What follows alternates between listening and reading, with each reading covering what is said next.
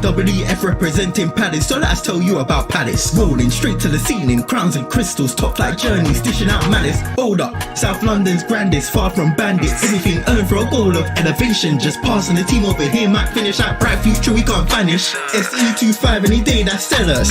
Rev up the engines, no more reverse reactions. Fan cams, bands on stream. Share up the team, support the dream team when Eagles fly, make noise and scheme. Dare to dream or dream to dare, taking a step to become supreme.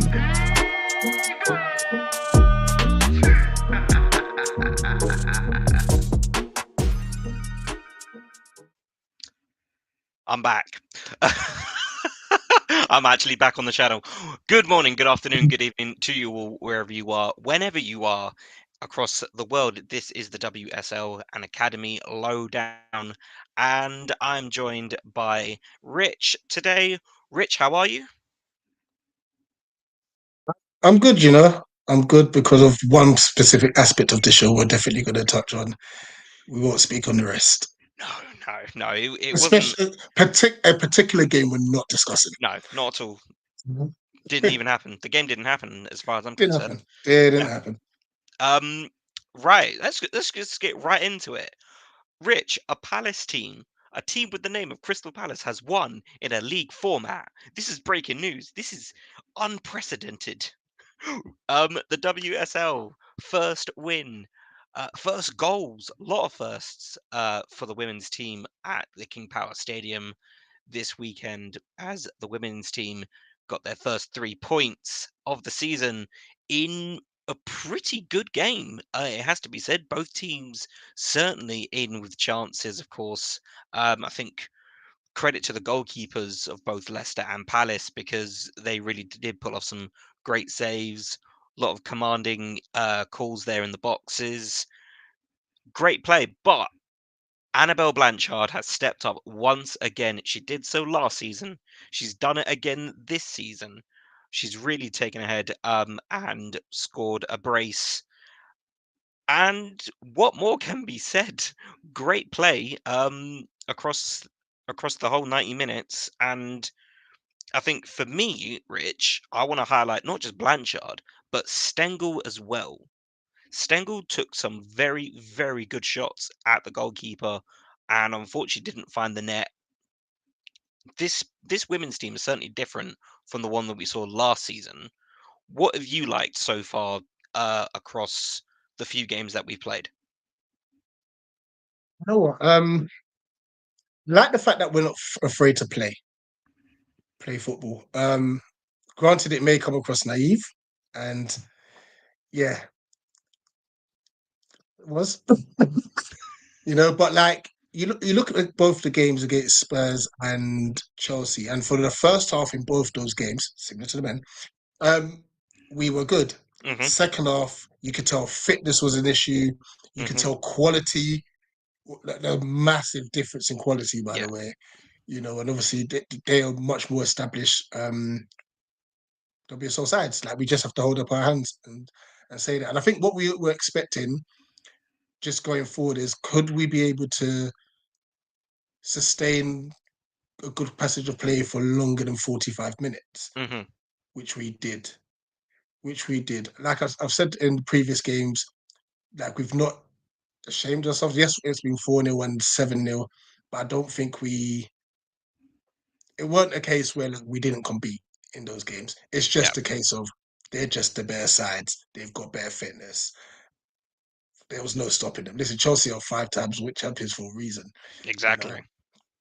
But in yesterday's game, I just saw something a bit different. Now, granted, Leicester had their chances. Rantala, I believe it was, she had a few chances. She would be disappointed not to score. But I always felt that we were in complete control of the game. And look, I think it's just what do you call it? It was just a case of obviously just getting over that hoodoo of the first goal and obviously the first win as well. So yeah, let's dissect it. I'm happy for them. So happy for them. Let's get into it. Just before, big up Mitch in the chat as well. Says big up the Palace women. Says no big up for another squad. No. Also said, sorry, Mr. Show a couple weeks ago wanted a report from Spurs away, but then 2 minutes before the stream, he had to evacuate due to a gas issue. Damn. Well, I hope you're all right. Hashtag South London life. Yeah. Yeah. He also said he agrees in the first 2 matches the opposition could just write their own scoreline by the end, practically. Yeah, and he agrees with you here. The 7-0 was actually better than the 4-0 in my opinion. I completely agree with you, Mitch. We certainly showed a lot more in the 7-0 against Chelsea than we did in the 4-0 against Spurs, because that was, yeah. But let's get into this Leicester. Let's get into this Leicester game. So I've got my notes up here. So Yanez certainly stepped up in this, getting her first clean sheet. Like I said, a lot of firsts across this game. Yanez, she's deserved it, by the way. oh yeah, great saves here. Stengel certainly was the main feature, creating chances, taking chances as well, having little glimpses at goal. Reardon as well, supplying from the left, absolutely fantastic. Half time, it's 0-0, but you can certainly say that both teams taking their chances. They're looking to create as well. So, you know, Laura Kaminsky, can you go talk to Oliver Glasner, please? Because creating chances. Oh my God. Well, I don't think creating chances is the issue with us. We just don't take them. Finishing issues as well. So Leipzig, the Leicester goalkeeper, not Leipzig, because that's what I was saying. I thought it was Leipzig when I was watching it and thinking, Leipzig or Leipzig? Oh, it's light. So Veggie lets fly from 30 yards out. I'm thinking, oh boy, goal of the season? And no. And Leipzig gets to it, unfortunately. Yanez again just saves upon saves on both ends of the goal. But finally, in the 55th minute, the breakthrough happens with Stengel and Blanchard. They combine absolutely fantastically. Little flick just inside the box and a wonderful finish, as we know Blanchard can provide. Right in the corner, keeper's not saving that, no way. And we finally have a goal in the WSL. And then Blanchard says, nah, I want one more. One more. So Lexi Potter is in the box, makes the run, late challenge, clear penalty, referee in clear view. So it certainly says to me, WSL referees have better vision than Premier League referees. Penalty Van Dijk. That's why I wasn't on yesterday, because I would have gone on a run. So Blanchard. No excuses. Yeah. Blanchard converts her penalty, double the lead. Absolutely fantastic. And we nearly get a third. It was very nearly a third from a corner on the 80th minute, but Leicester are equal to it. They're able to clear. And Annabelle Blanchard certainly deserved her player of the match. It's such a Freudian slip. Such a Freudian slip. Kaminsky was certainly, she gave well-deserved credit to all players across That the was a day. lovely speech. I'll take what she said here. You can also read this on the Palace app. I'll read it in verbatim. So we've been through We've been through a bit of a rough start in the WSL, of course, facing not one but two London rivals, mainstay WSL teams, as Rich indicated as well. Performance was very much on top, and the group really deserved that after everything we've been through in terms of pre-season and the first few games. Let's not also forget, we still do have, I think, 2 or 3 players that were critical last season still out, that are set to return this season. So we're not we're not at full strength yet. So let's keep this going. She also did highlight Blanchard's performance. Under a rough start in the first 2 games, but then certainly was one of the most outstanding players in the championship. I think she was the best player in the championship last season, in my opinion. It's a very difficult task to transfer ability from one league to another. We see it in the men's game, championship to Premier League. There is a big gulf in class. I think it's an even bigger gulf when you compare the Women's Championship to the WSL, because the WSL is non-stop. Like, that is a league where if you relax for a second, you are going to get punished. You can argue that the WSL has 2 leagues in itself. Yeah, You've got because when you look Chelsea, at Arsenal, Man City, Man United, and then the rest. the rest, it literally is 2 separate leagues. You are right. Of course, following this win coming up this weekend, a Palace team faces Brighton. I'm having PTSD. Anyway, hopefully we can get a win at home at the VBS against Brighton, because oh my lord, what, that would be amazing. Bit of redemption. But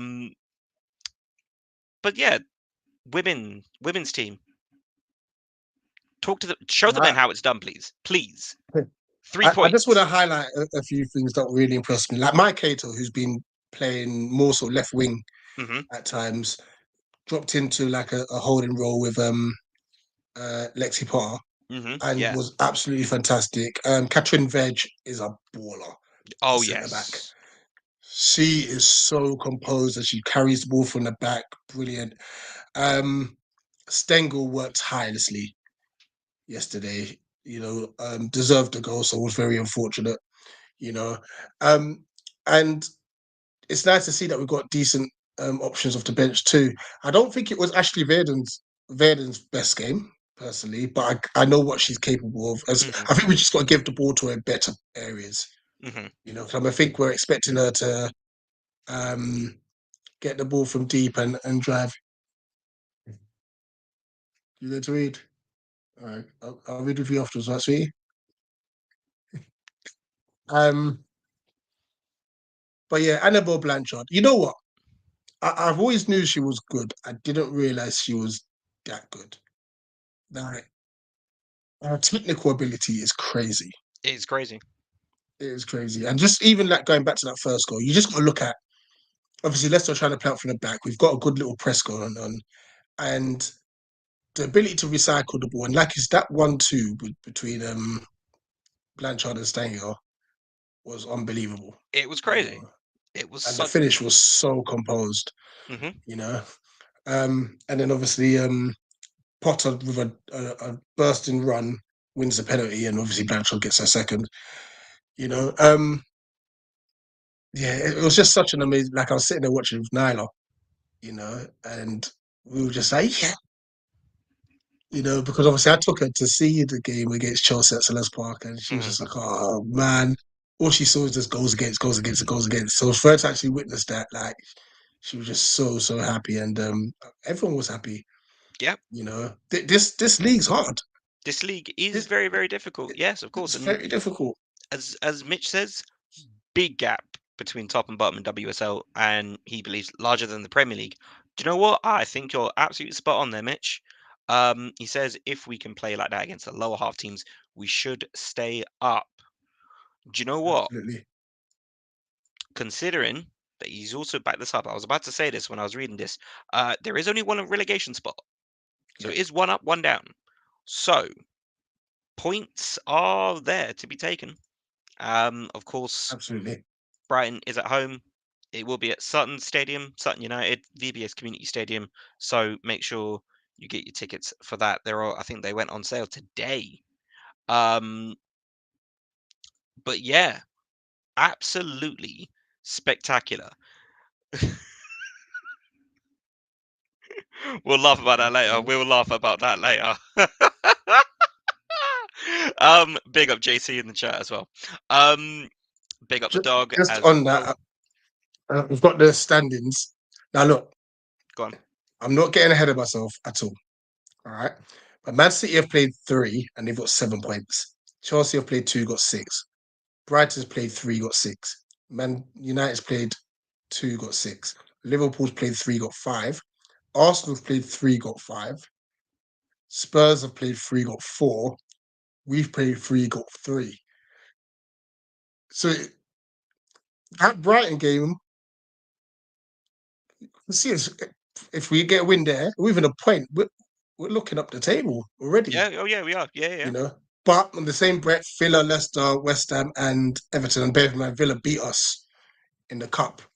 They've all got 1 point. You know, so it's really about just making sure that there's more than enough teams below us. Then Yeah. And we've not got just we don't want it to be a case where we're 11th because that's nervy. yeah.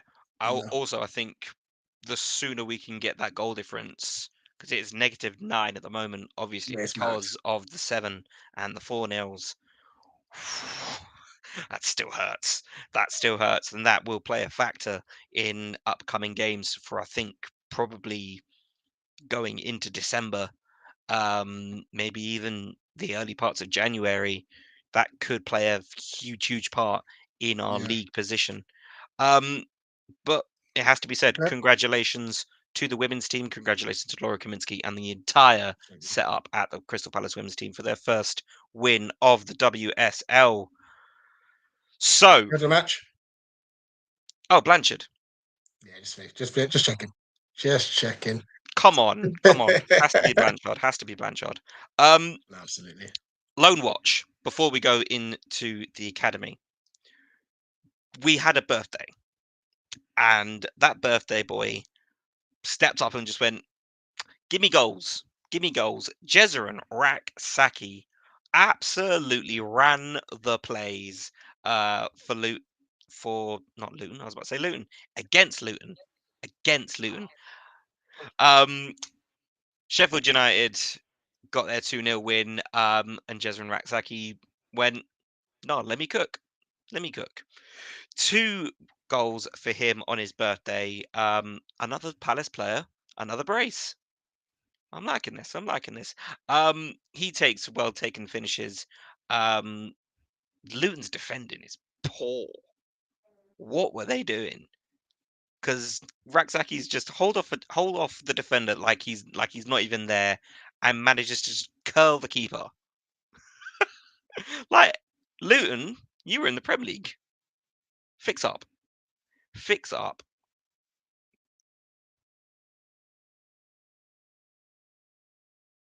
So I don't mean to laugh, but Mr. Malcolm Ebue, massive Oh fan of him. yeah. I don't think he's been playing.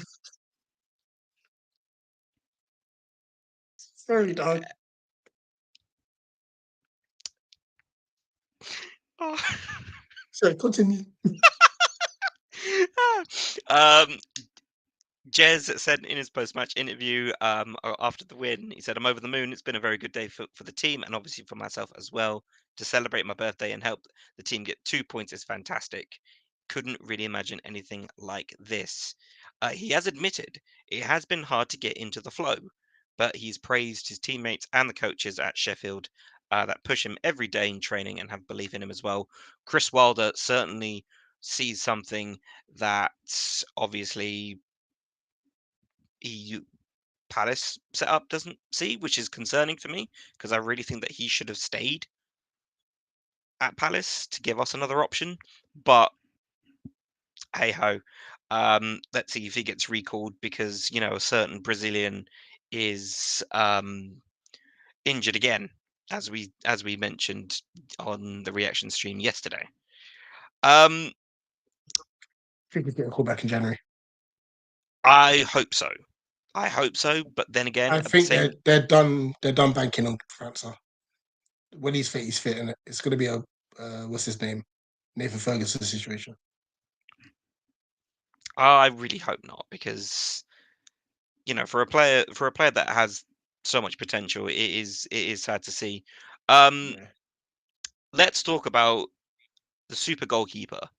This man keeps clean sheets like I don't actually have a metaphor. There is no viable metaphor for this. Joe Whitworth has kept a sixth clean sheet already this past weekend for Exeter City. 1-0 win over Cambridge United. Played obviously the full 90 minutes with 4 shots away, putting them away. Um, I see. I saw that. I saw that. It's not what you know.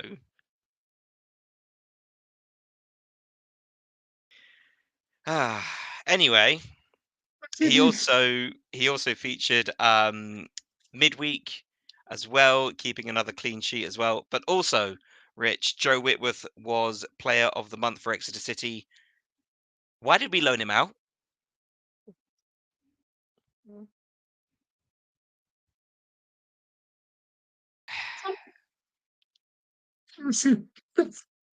Yeah, go on, answer the question when you calm down. No, we loaned him up for experience. Would you not say that the experience has already been gotten though? Academy football is a lot different to league football. Fair enough. You know, he's literally playing men's football now. So I think it's both good for him, both Whitworth and Goodman. The question will then become, which one of the two becomes our number 2 next season? Can I guarantee? I reckon one of them will be, and I think it'll be Whitworth. I think it's going to be Whitworth for sure. It'll definitely be Whitworth. Not that's not at all slagging off Owen Goodman, but I think Joe Whitworth is showing a lot more potential. Obviously, yeah, it has to be said that Goodman is down the road over at Wimbledon, but unfortunately, it just seems that Whitworth is having a lot more fun in his games. He's enjoying his football a lot more. We saw it. I can't remember who it was, but he made a ridiculous last-minute save the other day. I think was that the midweek against Cambridge? No, not at Cambridge. I think it might have been midweek. You know, I think it it more. was I a think it was. stupid save. I think it was the midweek. Leighton Orient. I think it was the Leighton Orient save. Okay, gotcha. He kept a 1-0 win for Exeter in that as well. Talking about Owen Goodman, he did feature twice across this last week. Obviously, featured on the weekend against Salford City. Unfortunately, Wimbledon lost that 1-0. And then he also played the full 90 minutes for Wimbledon up at St James's Park in the rearranged Carabao Cups game. Unfortunately, just 1-0 losses, so it's not the end of the world for Goodman, but we know he can do better as well. But he's only just one player amongst a team of 11, so let's not all just pile that onto him. Killian Phillips and Jack Wells Morrison played a respective 90 minutes for their teams. Phillips at St Mirren, Wells Morrison at Wealdstone. Unfortunately, both sides suffering 1-0 losses at the weekend. We also had 3 strikers register minutes off the bench. We had Edouard for Leicester, Ola Adebomi for Beveren, and Plange for Helsinki, respectively. I forgot Luke Plange was on the books. I genuinely forgot he played for us. Edouard managed 15 minutes in Leicester's first win of the season over Bournemouth. Ola Adebomi managed 24 minutes for Beveren, and Plange got a 6-minute cameo featuring in Europe across the midweek. Unfortunately, David Ozo is still recovering from an injury, so did not feature. Speedy recovery to him. And we had 4 players that were not featured at all this weekend. That was Teo Adaramola, Ahamada Abiwe, and Maturin. And there's your loan watch. Yeah, it's looking good for a lot of our loan players. A lot of good loan moves. Rich, who would you say is a standout so far as we head into the bulk of October? Definitely Whitworth. Definitely a standout. The ones that are obviously not getting minutes. Hamada, I don't think he's played many games for Rennes, and Malcolm's not playing much minutes for Oxford. So these are very telling signs, Mm-hmm. you know. So yeah, we have to kind of wait and see what happens with them. Right. We have to talk about this. So the under-18s lost. That's only mentioning the under-18s. Yeah. Thank you. There was another team that was playing. I don't recognize that. Sorry. That wasn't I didn't even see that. Just making sure. Oh yeah. So the under-18s unfortunately in their Premier League Cup group, they lost 5-2 at home to Liverpool. but we did have 2 early goals. So the Of 2-0 course, lead. Charlie Walker-Smith and Jesse Derry with 2 early goals in the first half, and then it all went to pot. Oh, it all went downhill from there. Rich, you were talking to me just before we went live. What did you make of this unfortunate result? Let's be nice and call it that. Look, we took a 2-goal lead from a free kick and a penalty. Cool. But football is all about momentum. And even when you're winning a game, if a mistake's made, a game can change. And that's exactly what happened. Hill had a clangering goal. They brought it back to 2-1. And then he then had more clangers. Now, granted, he did save a penalty, but my goodness me, every save he made was parried out straight to a Liverpool forward, which was a massive concern. I think 4 of the 5 goals were based on parries. It also questions where on earth are the defenders as well. Wasn't looking good. Yeah.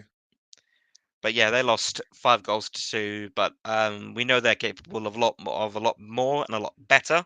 So obviously they'll take that and learn from that. Still a long way to go. Internationals. Yay! It's the international break. Part of me is sad. Part of me is thank God it's the international break because it means the men's team isn't going to lose again. We have got a friendly. We're playing Ipswich this week. Edmund Breck has said we're playing a friendly against Ipswich. Do you see my level of excitement for that? I am so excited. Yay. I just hope certain players who have got injury issues don't play. They don't need any more. They need rest. Well, let's start with one specific player who is an injury concern. He's got called up again. Adam Wharton has been called up for the England under-21s. They play Ukraine at the Vitality Stadium and Azerbaijan at Ashton Gate. At some point, I think the club does need to kind of intervene and just be like, hey, he's got an injury. We still have not sorted this. No. The problem with that is we're still playing him ourselves, though. Yeah, so but it at the sounds very so least, mad that like we're saying, with an international break, he could just be like, just take him to the physio room and just be like, right, he's yours for these next few days. Sort him out. Because, yeah, we can't risk another huge injury to him. But we do have other players.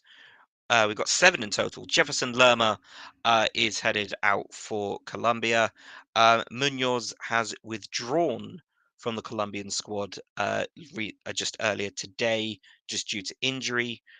So he'll be assessed across the week by Palace. Colombia, unbeaten start to their World Cup qualifying. So hopefully they can carry on that fine form. Daichi Kamada has been called up for Japan. They have 2 wins, 12 goals scored, and none conceded across their World Cup qualifiers. They will play, I believe, Saudi Arabia in Riyadh, and then they host Australia, who are led by a well-known name, Tony Popovich. So hopefully they do well there. Senegal have called up Ismail Assar. I think probably one of the biggest standouts across the men's squad since the start of the season. They've got a AFCON qualifier against Malawi, and I believe anyone else. Oh no, they're facing Malawi twice. So they have Malawi at home on Friday the 11th, and then they play the return game on Tuesday the 15th. So good luck to Senegal for that. Matt Turner has been named up in Maurizio Pochettino's first squad as he takes charge of the US men's team. And they will face Panama in Texas, and then Mexico in Guadalajara. So Will better be there. He won't be. He's probably too busy eating Cheetos. Chris Richards has missed out on the call-up. He is not involved, having missed the last 2 Palace games through injury. And then as we go into home, Mark Gahey and Dean Henderson have been called up to for the Nations League squad. So Lee Carsley has named these 2 once again. Gahey, who featured in both games, in a win against Finland and then a win against Ireland, which I don't want to talk about. I don't want to talk about that England-Ireland game at all. Henderson, hopefully, I think Henderson deserves maybe just give him a game, because it's Ukraine and it's Ukraine. No, sorry, that's the England. No, we go. He's not playing. Greece and Finland. Greece and Finland. Sorry, I was reading ahead. Does he go ahead of Pickford this one time? He's not playing. I would like to see it just once, because I think Henderson certainly deserves player of the month. See how this is? I'm so rusty at this. Player of the month definitely deserves him for September, because the saves that he's managed to pull off are absolutely incredible. Gahey, who has 19 caps now, so he'll make hopefully numbers 20 and 21. And then again, Adam Wharton called up for England under 21s. They play Ukraine on Friday the 11th and Azerbaijan on Tuesday the 15th. And that's call-ups. Protect Adam Wharton. Protect Adam Wharton, because oh my god. Oh. None of our boys play. No injuries. Ples. Mitch says international break just means no one has an excuse for missing the women's match. Bring it back up to the top of the stream. Yes. Yeah, that's a 2 p.m. kickoff, right? I believe so. Let's just confirm Let's that. see. It is See if we indeed. could do one. See if we could do a watch along for that. I will see if I'm working. If I'm not working, I will join you for that one.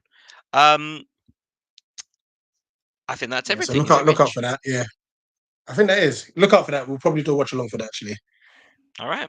We'll probably do a watch along for that Sunday. Well, so yeah, look out for that. There we go. Well, that's all from us, I think. Any content coming out this week, Rich, that we know of? Tomorrow, if Jason's still in the chat, if it is,